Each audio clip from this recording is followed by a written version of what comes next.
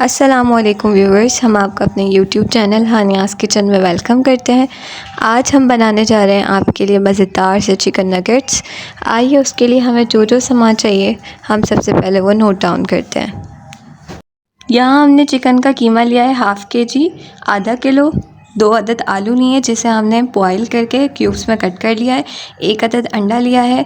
2 खाने के चम्मच हमने हरा धनिया लिया है जिसे हमने फ़ाइन चॉप्ड कर लिया है। इसके बाद 1 टेबलस्पून हमने पेपरिका पाउडर लिया है। 1 टेबलस्पून चिकन पाउडर लिया है। नमक हमने लिया है हस्बे ज़ायका। अदरक लहसुन का पेस्ट लिया है हमने 1 टेबलस्पून। सोया सॉस लिया है 2 टेबलस्पून।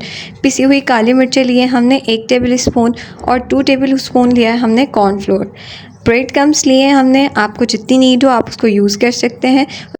और सबसे आखिर में हमने लिया है ऑयल फ्राइंग के लिए।